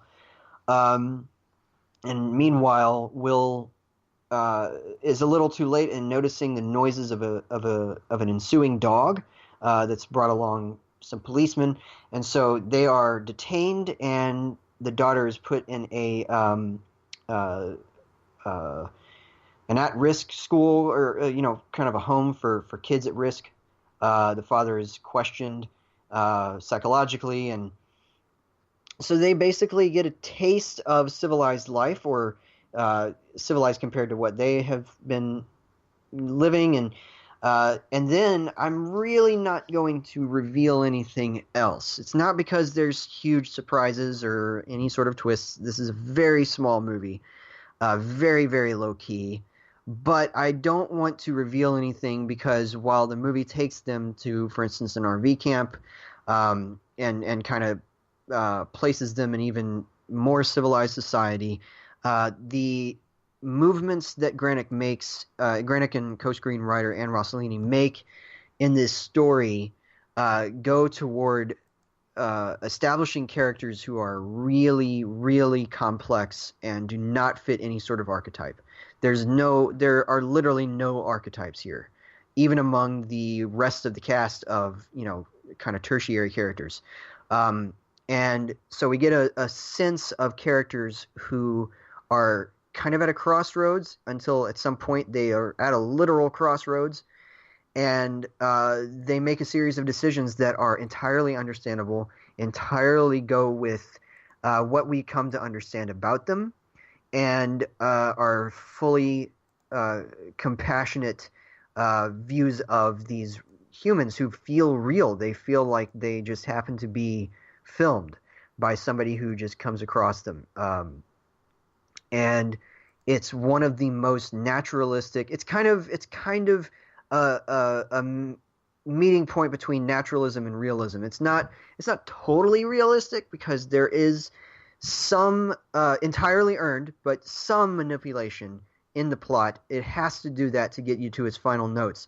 But it's also manipulation that feels genuine. It doesn't feel like it's trying to stretch some sort of, plot strand beyond the breaking point. There's barely a plot here. It's literally they find themselves in government assisted housing, and then they kind of go from there, and they learn to potentially, appreciate that kind of life. And it's absolutely kept on a level of such natural realism. I guess I'll just call it that. That every single second of this movie feels completely authentic. It's amazing because, and it's helped along by the performances, by the way. Foster is great. It's a devastating performance of a guy who can barely keep himself together long enough to engage in conversation with another human. Literally, I say every single conversation that he has with somebody who is not his daughter is awkward, and it would just be awkward as awkward in real life, and that's the best compliment I can pay. But the daughter, the actress is Australian, and I could not tell you that from the performance because she sounds like she comes from this place. Which is somewhere in the Midwest, I believe, but it doesn't really place us anywhere until somewhere in the last act. But even then, it's they've moved, but I don't know where they've moved from. So it takes place somewhere in the Midwest, but yeah, it feels like she comes from the Midwest, not from Australia. And it's a great performance. We talked about when the trailer came out, the unfair kind of comparison that somebody makes whenever they compare her to Jennifer Lawrence, just because of the fact that it was the director who kind of gave her breakthrough role. It's an unfair. It certainly reminds of that performance in the fact that it's so natural, but nothing else about the characters is even remotely similar. There's not even a similar motivation for anything that happens. It's totally just like that loose strand of oh, hey, it's the same director. But it is a great performance in that vein, and I think that if Bleecker Street pushes this movie, then they could easily get her nominated, and it would be well worth it. It's a great performance. It's actually kind of a revelation that somebody could have a performance this good, this honest, this blunt, this real. It's utterly moving, and I love this movie. I can't say much more about it. I will say though that Dale Dickey is a name that people probably don't know, although you'd recognize the actress. She's been in a lot of stuff. Here has a brief role that I don't want to talk about, but she deserves major supporting actress contention, even though she's only in the movie for about 15 minutes. Anyway, absolutely one of the best films of the year. It's something that I haven't been able to stop thinking about since I saw it on Friday, and is somewhere very near the top of my list so far this year. So I'm easily giving Leave No Trace a high A. It's honestly encroaching upon an A+. So great film. Everybody needs to go see this when it's in theaters. It's a beautiful film too. It very much. I mean, it's not like some painted portrait, but it is the cinematography keeps in line with the gentleness of the storytelling, but also kind of the rawness of the setting. It's lush, but it's also grainy, and it kind of finds a midway point. It's Michael McDonough who shot. If anybody out there is a fan of this movie, shot Sunset Song a couple years ago, and is just really one of the rising stars in the indie world. And this is just a great, great film. Wonderful, wonderful stuff. So absolutely earns the PG. By the way, I think that this might be a good film for teen girls, if only because it opens their if they aren't already familiar with these movies, opens their art house kind of sensibilities. I think that this could absolutely do that. And it also just earns it because there's no language. So there's really nothing untoward about this movie. It's certainly PG. It's mature, but it's not too mature. It's a story about family overall. And I really love this. Absolutely worth the price of admission wherever you plan to see it. So I know that Chase is totally turned off and is never going to see this movie. I'm kidding. I know that you know me, man. Listen, I've been saying this since 2005 or 2006, whenever it came out. Ben Foster is amazing. When I saw him in Hostage, I'm not even joking. Yes, the Bruce Willis movie where he plays one of the thugs. That performance blew me away so much. I was like, I vowed on that day, whatever that guy does, I will watch and I will not ever question. And yes, even when he does crap like Warcraft, I still respect the man. And when he does stuff like this, and I respect Joel's opinion. So when he comes back at me and tells me that this is a great movie, of course I'm gonna check it out. And Ben Foster's in it. So thanks for the review. It's one of the ones I need to check out pronto. I will say that there are kind of two modes to Ben Foster. Now, one's a lot less prominent than the other one, but this is kind of always two modes with any actor. There's the one who doesn't really seem to try because he doesn't seem to think that the material is worth it, and that's certainly the case with Warcraft. And then there's the thing where he commits, which is always really interesting, especially when it works here. And even when it doesn't with something like Alpha Dog, which I thought was not a very good movie, and I didn't like his performance in it, but he was certainly trying really hard in that role to make it interesting, and he certainly made it interesting, maybe for the wrong reasons, but he is a great actor. Hell or High Water is another great performance from him. I also love him in 3:10 to Yuma. I think that he's enormously underrated in that film, and that's an enormously underrated film in general. He's definitely one of the best around, for sure. I love the guy, and he's great here. All right, so I guess it's my turn to guess the box office. Yes, sir. And so for the box office results for this weekend, there are two major releases that do infiltrate the top 5 somewhere. And those two are Skyscraper and Hotel Transylvania 3, Summer Vacation. So, Joel, good luck. Oh, boy. Well, I guess... Okay, so then there was last week with Ant-Man and the first Purge. Previous week had that Sicario thingy. And Uncle Drew didn't do very well. I think. Okay. I'm going to say that number 5 is the first Purge. No. Number 5 is the first Purge. Number 4 is Jurassic World, maybe. Number 3, man.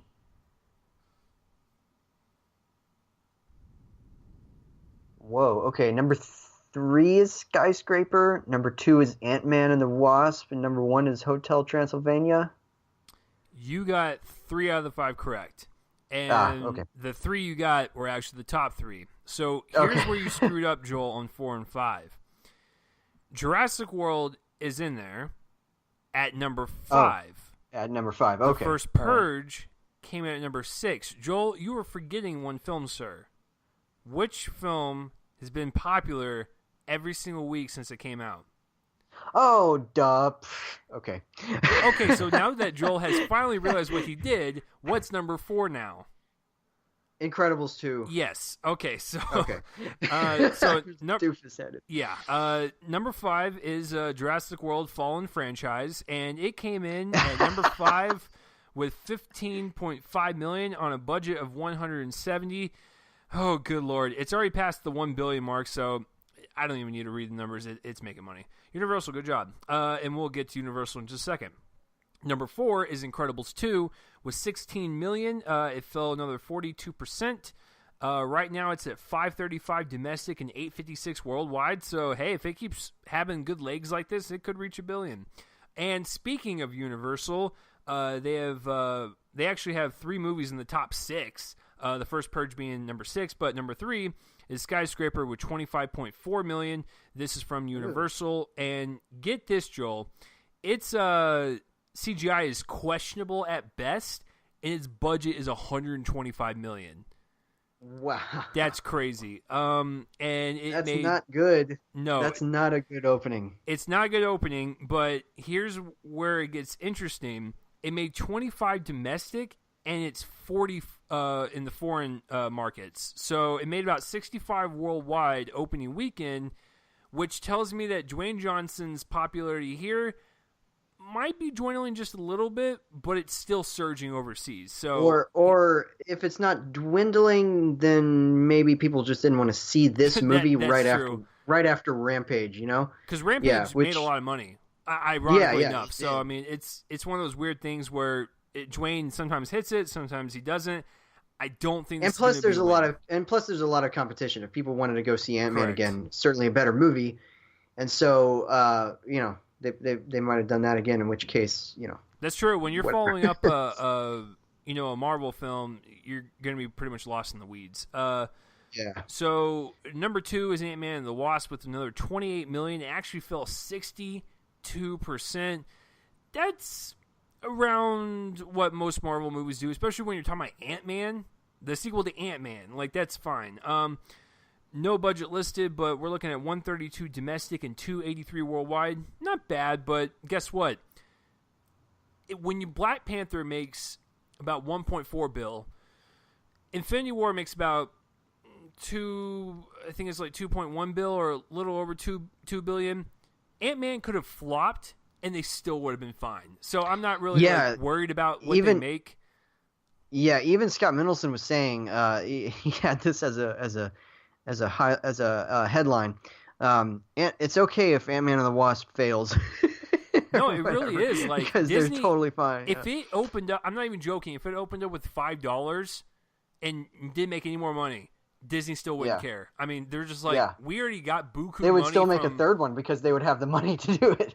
Yeah, exactly. So it's like, I'm not even worried about them at this point. Unless they have like 3 bombs in a row, I will never, ever worry about their financial standing. So number 1 from Sony is Hotel Transylvania 3 Summer Vacation with a grand opening of $44 million, which is around on par with that franchise does. Its budget is $80 million, 45 here, 54 foreign markets, and it's made about $100 million worldwide. It's not bad, and I know a lot of people are like, oh, it's Hotel Transylvania. The movies aren't bad, and believe it or not, this is one of the few animated movies that are coming out in the next week or two, so it's going to have legs, it's going to do fine, and it's going to do well on rental and stuff, so not worried about it. Joel, here is where this whole box office results are awesome. So check this. I'm actually going to start from the bottom and work my way up because it just gets better every time I read it.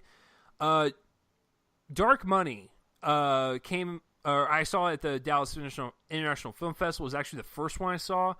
It also came out this weekend in one theater and came in 40th place with $8,100. Thought that was kind of cool. Yeah, people are seeing it. I like that movie as well. So yeah, it's a good little documentary. Hotel Artemis went from 50th to 37th place. It gained 42 theaters and went up 120%. Whoa. Okay. What is up with that? So you have that. All right. Here's where it's going to get better and better. 8th Grade also came out in limited release this weekend. It did amazing. 4 theaters. Joel, would you like to take a stab at what it made in 4 theaters? Actually would not, because I'm bad at guessing that kind of thing. Okay, but so go ahead. I will just say that each theater, on average, made $63,000. Wow. So it made $252 awesome. opening weekend in its limited run. That's amazing. Awesome. So that's great for that one.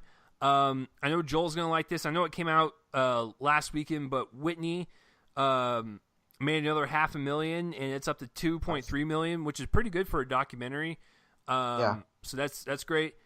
Here's where it just, once again, guys, keeps getting better and better. Leave No Trace went from 20th place to 14th place, gained 187% business, and gained 274 theaters. Wow, that's awesome. For that movie, that's phenomenal. I will say that it played super well in my theater. Oh, it did. What was the crowd like?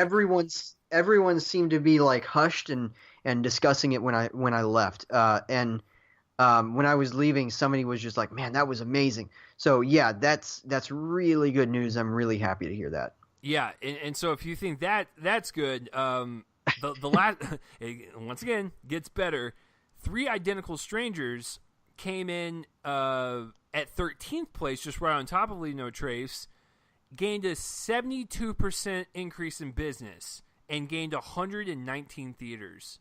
For that, awesome. Like, what, are we living in some alternate world, like where indie movies are finally getting their due? And here is the biggest thing I have seen in an indie film in probably this year so far, because I'm sure there was one last year, I just can't think of it. Sorry to Bother You from Annapurna Pictures, which, yes, granted, they do distribute some decently decent films that have like a good amount of income. So get this, it went from 16th place to 7th place. Ooh. And it went up 485% business, gaining 789 theaters. Man. For that awesome. movie. And I've been hearing it's like bonkers cuckoo for Cocoa Puffs, and we're seeing it soon. So, I'm seeing it on Tuesday, I believe. So we're seeing it on the same day. Should we announce to the people I'm that seeing we're it dating now? I'm probably seeing it earlier than you in the day, but Joel, yes. Did you hear what I said? Should we announce to the people that we're dating? I mean, we're seeing it on the same day. I'm assuming we got our date, covered. So, I love you, Chase. I know. It's, hey, listen. If you don't want to tell the people that we're seeing each other, that's fine. That's fine. Be ashamed. All right. So, anyways, that will do it for the box office results and all these increases in business. That is so great to see. I love when this industry thrives on good movies. That just tells you right there that people are interested. Please go seek out these movies. So that will do it, guys, for this episode of Real Me and Colin, a movie podcast on episode, I just lost my train of thought. 238. 238, excuse me. I was about to say 278. I was like, we're not that far yet. So 238, we reviewed Skyscraper, and Joel had Whitney and Leave No Trace. Please let us know down below what you thought of these movies. Next week on 239, Joseph, what are we reviewing? our big main review is going to be The Equalizer 2. And of course, I'm going to have another review. I probably just gave it away, but I'm not going to actually give it away here. In any case, and I'll have an extra review besides that. And then you can also find me online at Joel on Film. I've got writing there, Dallas movie screenings, some not for a while though. And then on Twitter at Real Joel Copling.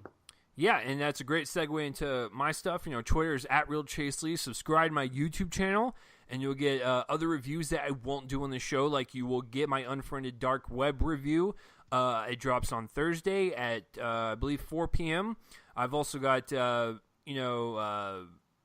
stuff from the film festival, like Miseducation of Cameron Post. That's already up there, so you can search for that. So there's a lot of stuff on there. And of course, for this podcast, guys, if you're listening to this on Spreaker, iHeartRadio, iTunes, SoundCloud, wherever you're listening, please like, subscribe, comment, do all that social media stuff, and spread this around.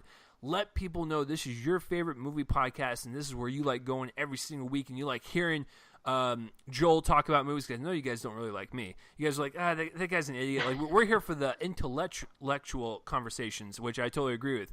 Every time when Joel talks, I just, I sit back and I just enjoy the sound of his Morgan Freeman voice. So, yeah, so, right. Yeah, that will be next week for the Equalizer 2. And of course, just to pimp out our following weekend episode, because I'm pretty sure we're both going to love it. Hopefully, is Mission Impossible Fallout, so that will wrap up the month of July. So excited for that. We are so pumped for that. For episode 240, by the way, we're getting close to the 5-year anniversary mark. That's crazy. So we will see you guys next week for 239 for Equalizer 2, and all the links in the description will be down below, all the ones that we have stated in the past 30 seconds or so. So I am Chase, that is Joel over there, and we will see you guys next week. Please stay awesome. If you're new, please come back next week. If you guys are returning, you guys are also awesome. And hey, listen, if you made it through this entire movie podcast and you're not a movie fan, hopefully we convinced you to be one. Peace out, everyone. See you next week. Bye.